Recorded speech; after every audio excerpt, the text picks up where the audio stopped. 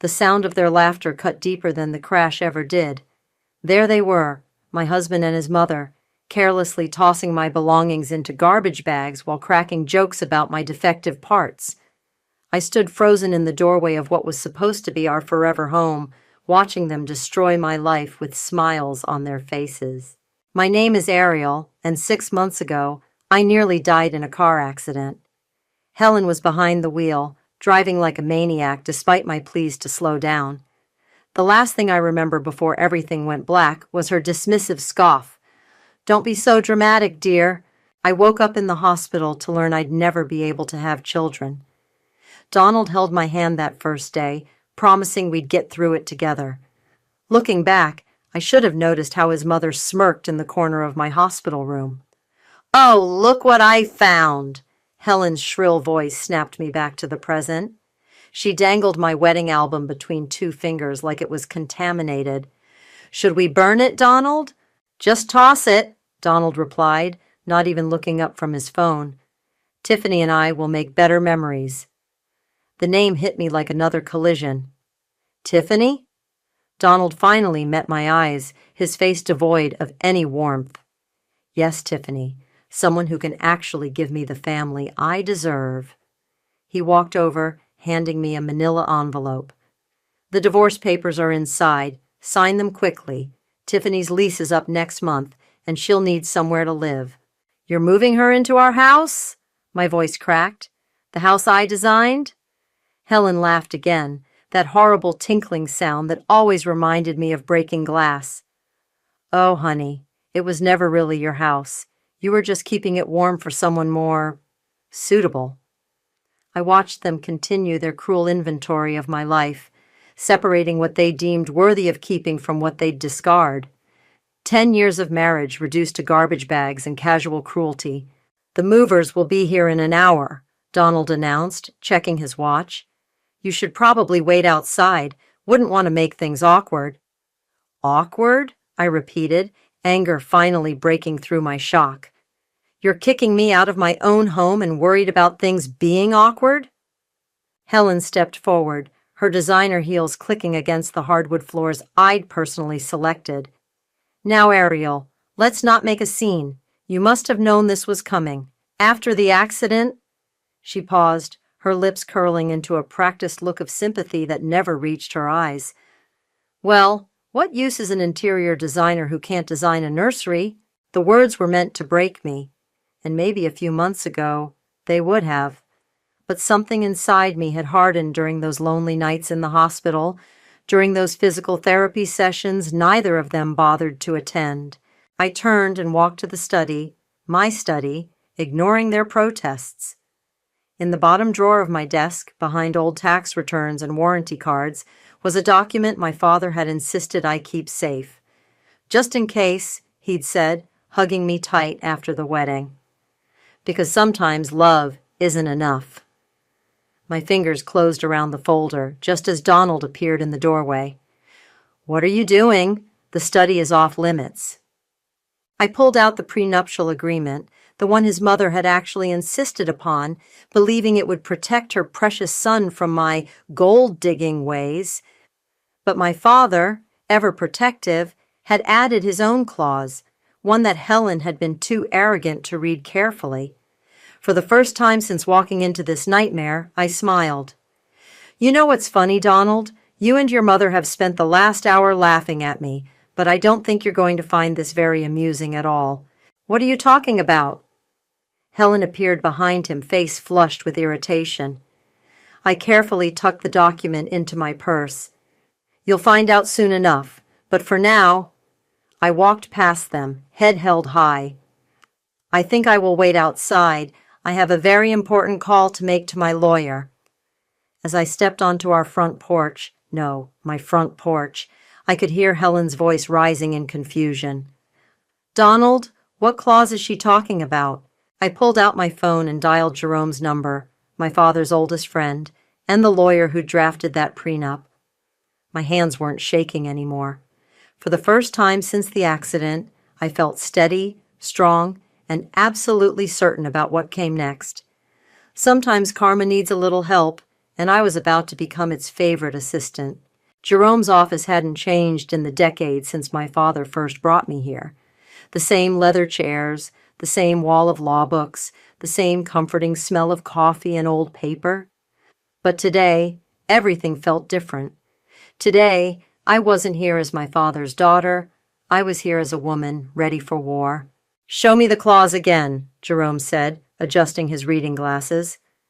I handed him the prenup, watching as he flipped to the relevant page. His eyes widened slightly. "Your father was always brilliant, but this is masterful. What exactly does it mean?" I leaned forward, heart pounding. "It means, my dear, that when Helen caused that accident, she triggered this clause." He tapped the paper. "Any negligent action by the husband's immediate family resulting in physical harm to the wife automatically transfers all joint marital assets to the wife's sole possession." I blinked. "The house? Yours? The cars? All of them? The business accounts?" Jerome smiled, the kind of smile that reminded me of my father when he was about to win at chess. "Every penny that was jointly held or acquired during the marriage. And here's where it gets interesting." He pulled out another stack of papers. "Your interior design business? The startup capital came from Donald's family trust." "Helen insisted on that," I said. "She wanted to control everything." Well, her control just backfired spectacularly, because that investment creates a direct financial link between your business and their family assets. It strengthens our case significantly. A knock at the door interrupted us. A tall man in a well-worn leather jacket entered, carrying a thick folder. Curtis," Jerome said. "Perfect timing. Ariel, this is Curtis Holmes, the best private investigator I know." Curtis nodded, dropping the folder on Jerome's desk. "You're going to want to see this. I did some digging into the new girlfriend, Tiffany, like you asked." I opened the folder, and my stomach lurched. There were photos of Donald and Tiffany together, dated weeks before my accident.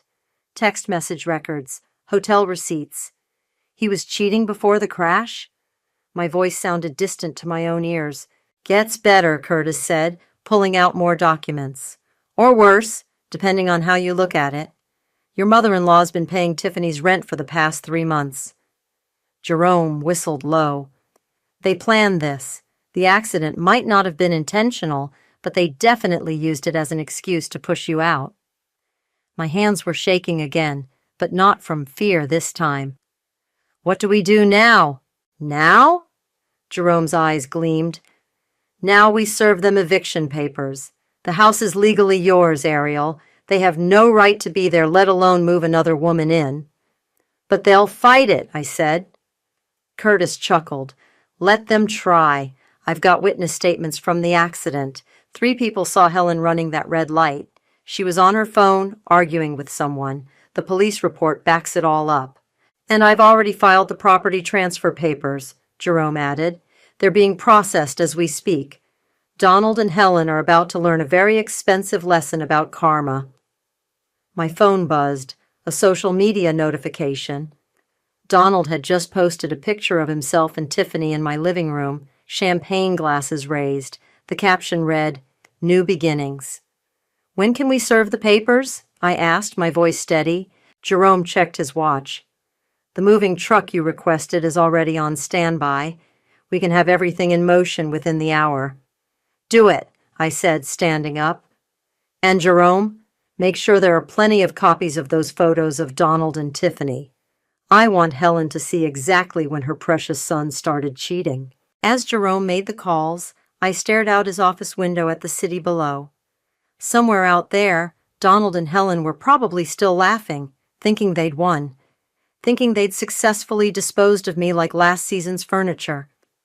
My phone buzzed again, this time a text from my best friend Delilah. "How'd it go with Jerome?" I typed back, "The house is mine. All of it is mine. Serving papers today."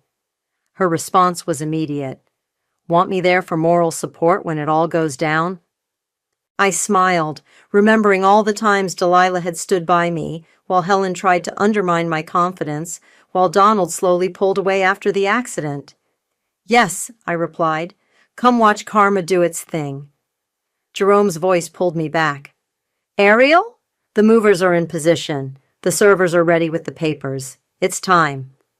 I took a deep breath, picked up my purse, and headed for the door. Behind me, I heard Curtis say quietly to Jerome, Man, they really shouldn't have messed with her. No, I thought. They really shouldn't have. I met Donald at a charity gala 10 years ago. He was charming, successful, and looked at me like I was the only person in the room.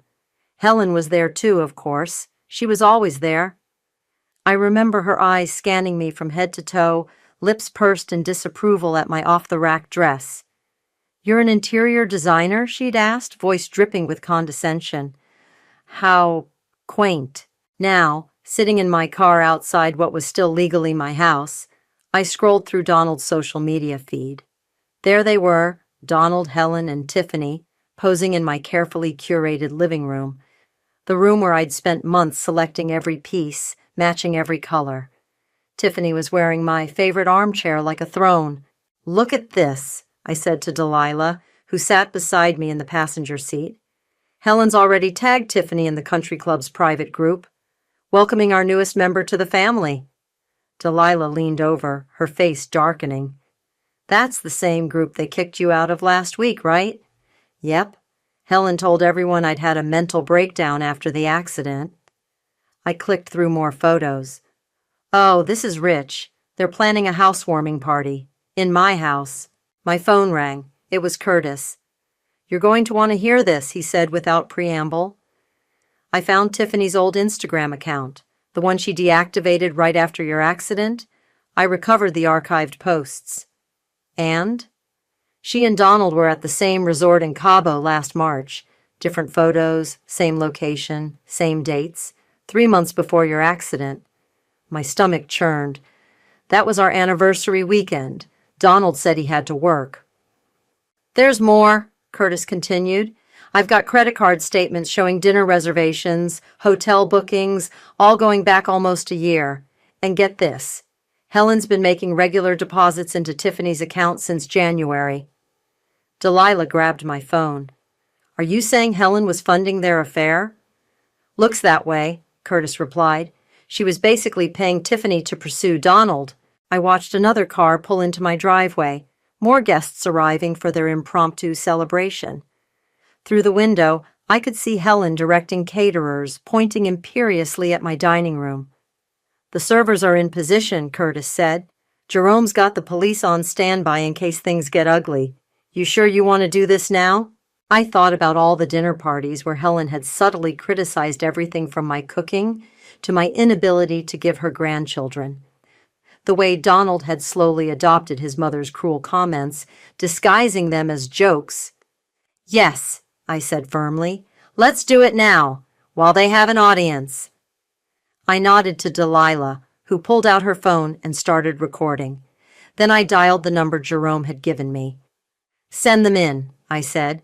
We watched as a formal-looking woman in a suit walked up to my front door, flanked by 2 uniformed officers. Through the large windows, I could see the exact moment Helen opened the door, her smile freezing as she was handed the stack of papers. What's happening? Donald appeared behind his mother, Tiffany clutching his arm. The server's voice carried clearly across the lawn. This is an immediate eviction notice. The property legally belongs to Ariel, as per the prenuptial agreement clause triggered by the vehicular incident of April 15th. You have 1 hour to vacate the premises. Helen's screech could probably be heard 3 blocks away. This is ridiculous. Donald, call your lawyer. But Donald was staring at the additional papers being handed to him, the photos, the bank statements, the timeline of his affair with Tiffany laid out in clinical detail. Tiffany stepped forward, her face pale. What are these payments from Helen? Donald, you told me those were from your business account. More cars were pulling up, but these weren't party guests. These were the moving trucks Jerome had arranged, ready to clear out anything that belonged to Donald or Helen. Should we go closer? Delilah asked, still recording. The country club members are going to love this footage. I watched as Helen's perfectly curated world crumbled around her. Guests were hurriedly leaving, phones already out, no doubt spreading the gossip. Donald was arguing with Tiffany, who was backing away from him, staring at Helen with growing horror. "No," I said, starting the car. "I don't need to watch. I just needed them to feel what I felt, having their world pulled out from under them while everyone watches." As we drove away, my phone buzzed with a text from Jerome. "Mission accomplished. The house will be empty and secured within 2 hours. Ready to move back in?" I smiled, thinking of all the redecorating I was going to do. "Not yet," I replied. "I think there's still more karma to come." The champagne was expensive, the same brand Helen always insisted on serving at her parties. I had it delivered to the house with a note. "Congratulations on your new beginning. Here's to karma." From the safety of my car across the street, I watched the delivery man hand over the bottle just as the eviction servers approached the front door. Perfect timing. "They're all still in there?" Jerome asked through my phone's speaker. "Oh, yes," I replied. "Helen invited half the country club to witness their little celebration. Looks like they'll have quite the audience." The server rang the doorbell. Helen answered, champagne bottle still in hand, her face flushed with the success of her planned takeover.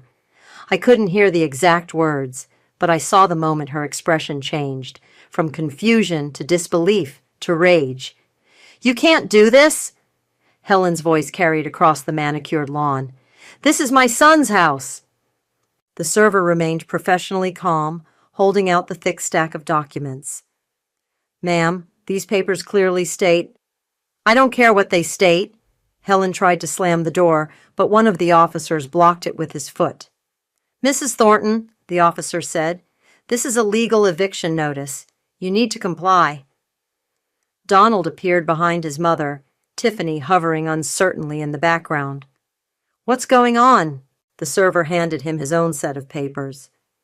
"Sir, due to the negligence clause in your prenuptial agreement, triggered by the accident involving your mother, all joint marital assets have been legally transferred to your wife, Ariel." "Ex-wife," Donald corrected automatically, then paled as he actually read the documents. "This can't be right. Mom, call Richard." "Already did," Helen snapped, phone to her ear. "Richard, we need you here immediately. That little gold digger is trying to—" "What do you mean you can't represent us?" I smiled, knowing their lawyer had already received the complete evidence package from Jerome. Inside the house, the party guests were starting to notice something was wrong.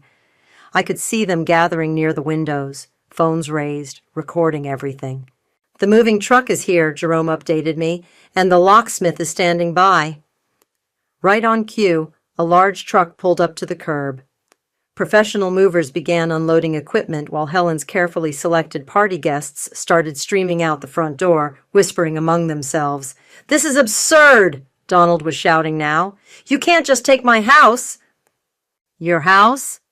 The server raised an eyebrow. "According to these documents, it was purchased with joint marital funds and is now solely Mrs. Ariel's property, along with all other joint assets." Tiffany stepped forward, frowning at the papers in Donald's hands. "What's that about bank transfers?"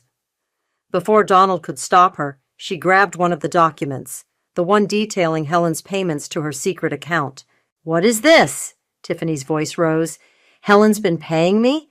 All those business investments were from you?" Helen tried to snatch the paper away. "Don't be dramatic, dear. We were just helping you get established." "Helping me?" Tiffany backed away, her face reddening. "You were paying me to date your son while he was still married?" The remaining party guests were absolutely still now, phones still recording, drinking in every word of this unexpected drama. "Ma'am," the officer addressed Helen again, "you need to begin gathering your personal belongings. The movers will assist you." "I will not be thrown out of my son's house by that baron—" "Mom!" Donald interrupted, finally seeing the phones pointed their way. "Stop talking, now!" But Helen was too far gone, her carefully maintained facade cracking completely.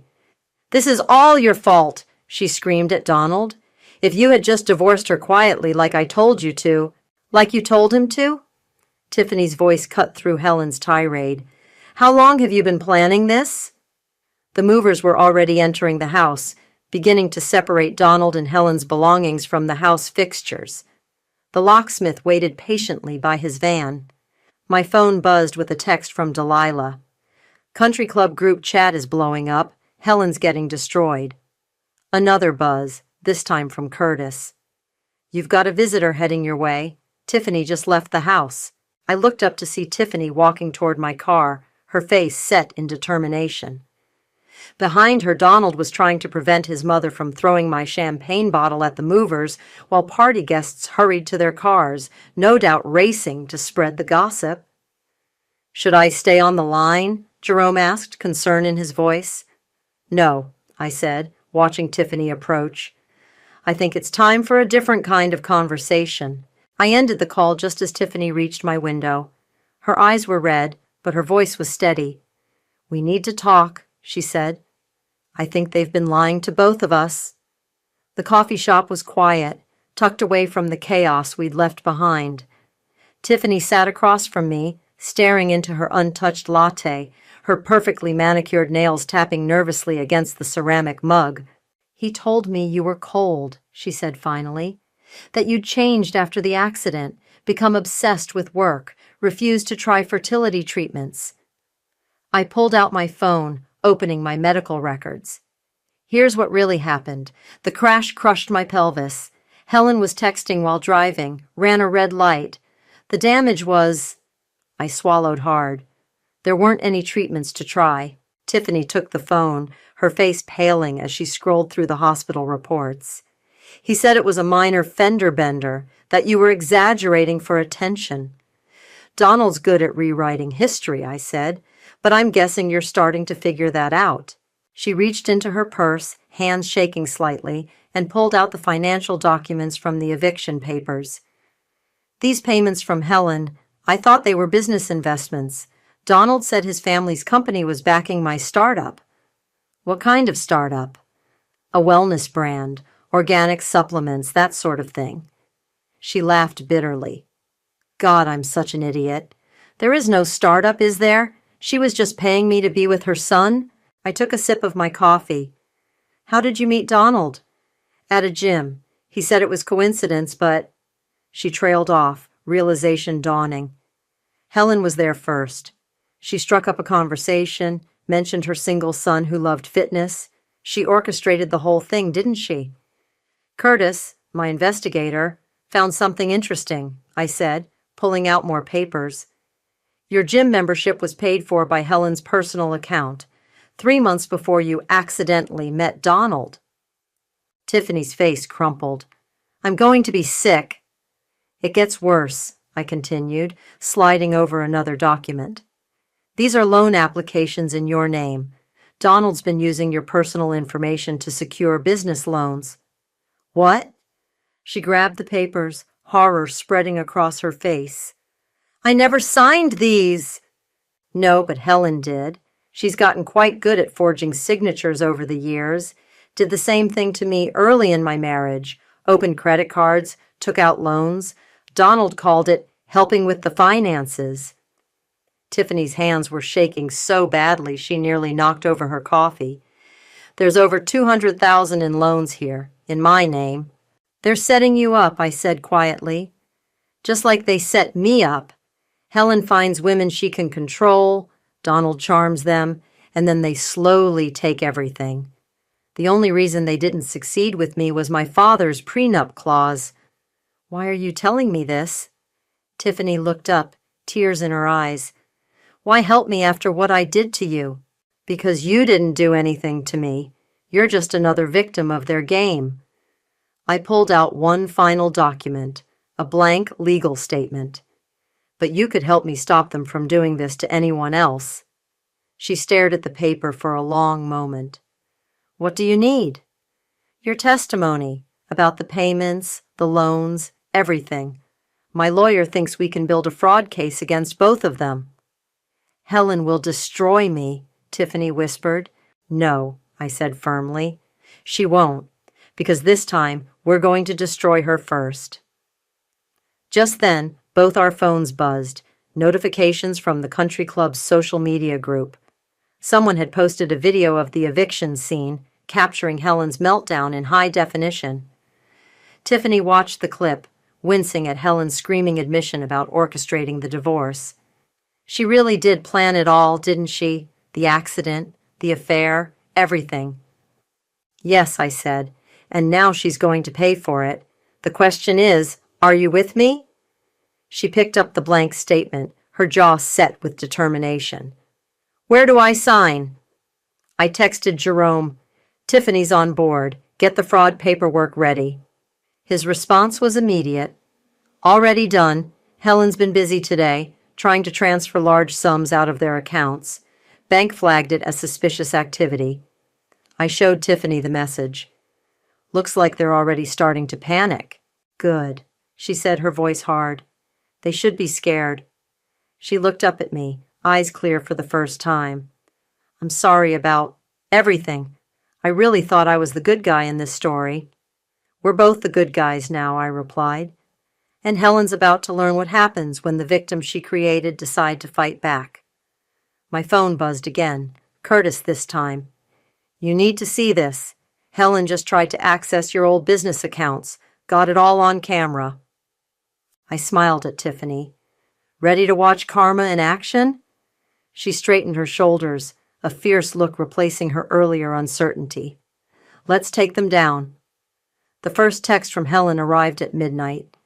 We need to talk. Don't ruin everything for Donald.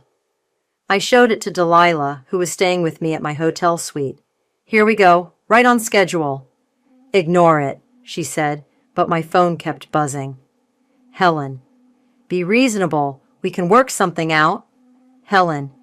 Name your price. Helen. You're making a terrible mistake. Then came the voicemail. Ariel, dear, I know we've had our differences, but this vendetta is beneath you. I'm willing to offer you a very generous settlement. Call me back. Generous with whose money? Delilah snorted. The cash she stole from you? My phone lit up with an incoming call. Donald this time. I put it on speaker. Ariel, please, his voice cracked. Mom's having a breakdown. The bank's frozen our accounts. Just tell me what you want. I want the truth, I said coldly. About the accident, about Tiffany, about everything. It wasn't what you think. Really? Because I have security footage of your mother trying to access my business accounts yesterday. Want to explain that? Silence then. That's not... She was just committing fraud? Again? I pulled up my email, reading from Curtis's latest report. Like she did with those loan applications in Tiffany's name? You talked to Tiffany? Fear crept into his voice. She's sitting right here, I lied, enjoying his sharp intake of breath. She's very interested in how her signature ended up on all those documents. Don't do anything rash. Like running a red light while texting? Like that kind of rash? The line went dead. Seconds later, another text from Helen. 20,000 cash, tonight. Just stop this madness. I forwarded everything to Jerome, who responded immediately. Keep them talking. The more desperate they get, the more mistakes they'll make. As if on cue, my laptop pinged with an alert from my banking app. Someone was attempting to access my business account again. Got you, I whispered, triggering the security protocol Jerome had set up. Within seconds, Curtis sent a screenshot of Helen at an ATM, trying to use a duplicate card she must have made months ago. Delilah peered at the image. Is she crying? Good, I said, remembering how she'd laughed while packing my things. Let her cry. My phone buzzed with a new message, this one from an unknown number. It's Tiffany. Helen just called me, offering money to fix this misunderstanding. She doesn't know I'm working with you. I smiled. Tell her you'll think about it. Let's see what else she offers. The next hour brought a flood of increasingly desperate messages from Helen. I have connections. I can make your life very difficult. Think about Donald's future. That accident wasn't entirely my fault. I know things about your father's business. That last one made me pause. I called Jerome. What could she know about Dad's business? Nothing, he assured me. She's grasping at straws. But this is interesting. I just got a call from her bank. She tried to open a new account using your social security number. That's a federal offense. Exactly. And we have it all documented. Jerome's voice held a note of triumph. She's unraveling, Ariel, making rookie mistakes. Another text from Tiffany. Helen just offered me $50K to sign a statement saying you coerced me. I recorded the whole conversation. I forwarded this to Jerome, who replied, Perfect. The fraud case is solid now. Want me to move forward with the charges? Before I could answer, there was a knock at my hotel room door. Delilah checked the peephole and gasped. It's Helen. I walked to the door, heart pounding, but hands steady. Through the peephole, I could see Helen's mascara-streaked face, her usually perfect hair disheveled. Ariel, she called out. I know you're in there. Please, let's be civilized about this. I pressed record on my phone and opened the door. Helen rushed in, clutching her designer handbag like a shield. This has gone far enough. I'm prepared to offer you nothing. I cut her off. You have nothing to offer me.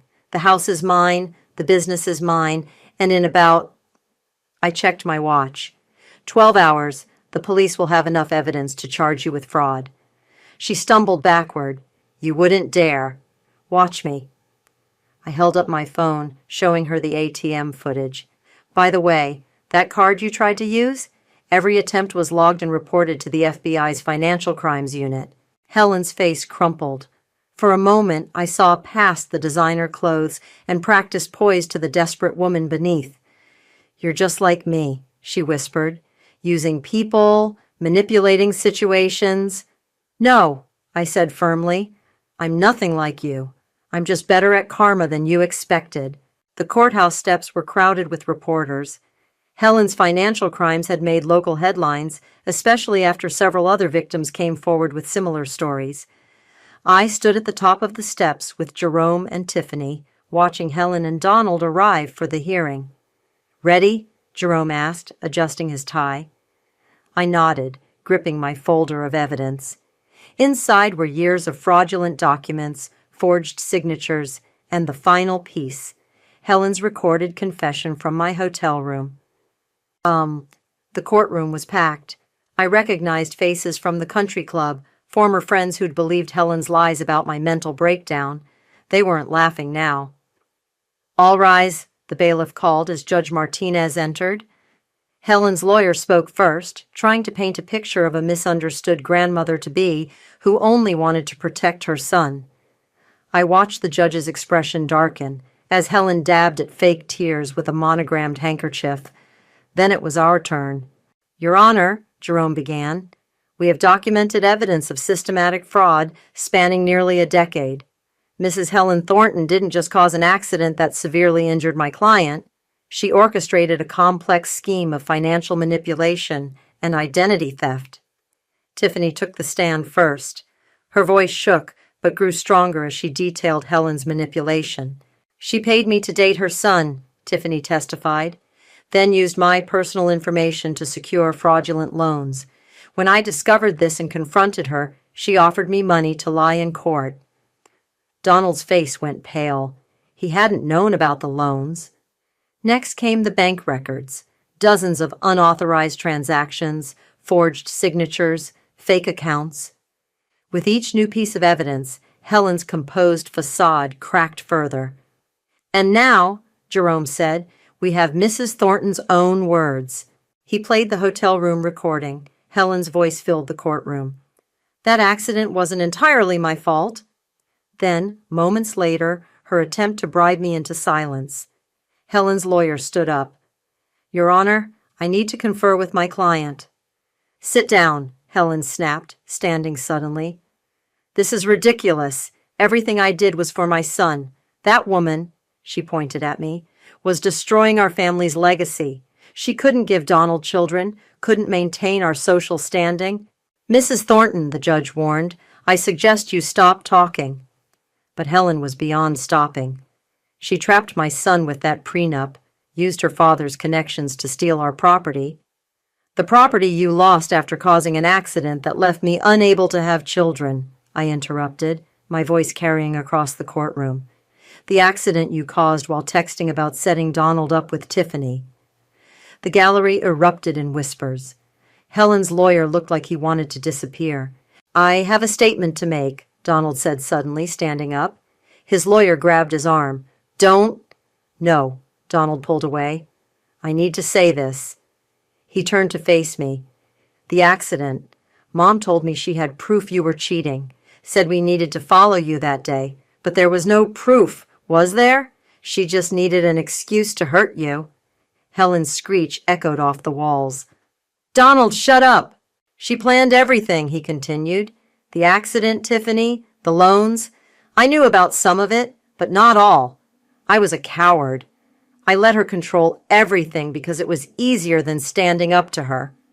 The judge's gavel cracked like thunder. That's enough. Based on the evidence presented and these spontaneous confessions, I'm prepared to rule. What followed was everything Jerome had promised. The fraud charges stuck. Helen's assets were frozen. The civil penalties would bankrupt her. Donald faced lesser charges but still lost his business license. Furthermore, the judge continued, I'm issuing a restraining order preventing both Helen and Donald Thornton from coming within 500 feet of Ariel or her property. I watched Helen crumple in her seat as reality hit her. All her careful plans, her manipulations, her social climbing, destroyed by her own actions. Outside, reporters swarmed the steps. I saw Donald trying to approach, but Delilah blocked his path. Ariel, he called out, I'm sorry for everything. I turned to face him one last time. No, Donald, you're just sorry you got caught. Tiffany touched my arm. The reporters want statements. Ready to tell our side? I looked at the crowd of cameras, then at Helen being led away by her lawyer. Actually, I don't need to say anything. The truth speaks for itself. As we walked down the courthouse steps, my phone buzzed with messages from the country club group, the same one that had once mocked my breakdown. Now they were falling over themselves to apologize. Delete them all, Delilah suggested. I did better than that. I left the group entirely. Some karma doesn't need an audience. The moving truck pulled away from my driveway, leaving me alone in my newly redesigned home. Every trace of Helen's influence was gone. The stuffy antiques, the pretentious artwork, the cold formal spaces she'd insisted upon. In their place, I'd created warmth, comfort, and most importantly, peace. My phone buzzed with a text from Tiffany. Just landed my first legitimate client. The Women's Advocacy Foundation is really taking off. I smiled, remembering how she'd used her settlement money to start helping other women escape financial abuse. She'd found her calling in the ashes of Helen's manipulation. The doorbell rang. It was Delilah, carrying a bottle of wine and a stack of mail. Final notice from the country club, she announced, waving an envelope. They want to reinstate your membership. Apparently, Helen's replacement on the board insisted. I took the envelope and dropped it straight into the shredder. Some bridges are better left burned. Speaking of Helen, Delilah pulled out her phone. Did you see this? It was a local news article. Helen had been spotted working as a sales clerk at a discount department store. The mighty had fallen indeed. And Donald? I asked, though I already knew the answer. Living with his cousin in Ohio. The medical supply company he started with those fraudulent loans? Completely bankrupt. Delilah poured the wine. Jerome says he's working as a gym trainer now. The irony wasn't lost on me. That's how he'd met Tiffany, in a gym, playing his mother's game. Now he was back where he started, but without the family fortune to cushion his fall. A car pulled into my driveway, Jerome, right on time. He carried a thick folder and wore the smile that meant good news. The last of the paperwork, he announced, spreading documents across my kitchen island. Helen's appeal was denied, the fraud charges stick, and she's required to pay restitution to all identified victims. How many came forward in the end? 17, Jerome said grimly. 17 women they'd scammed over the years. You were just the first one to fight back. I signed where he indicated, officially closing this chapter of my life. But something still nagged at me. My father knew, didn't he? That's why he insisted on that clause in the prenup. Jerome's expression softened.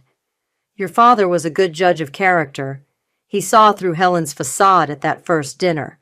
The clause was his way of protecting you, even after he was gone. The doorbell rang again. This time it was Curtis, looking unusually formal in a suit. Just came from the FBI field office, he said, accepting a glass of wine. They're using your case as a template for investigating similar fraud patterns. Helen's little empire wasn't unique, just unusually sloppy near the end. Because she never expected anyone to fight back, Delilah added. No, I said, thinking of all those other women. She never expected us to find each other. My phone lit up with another text from Tiffany. Speaking at the domestic abuse conference next month. Want to join me? Your story needs to be heard. I showed the message to Delilah, who immediately nodded. Do it.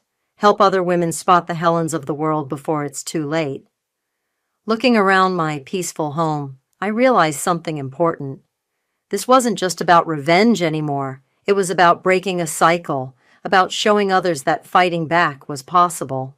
You know what Helen said to me in that hotel room? I told them.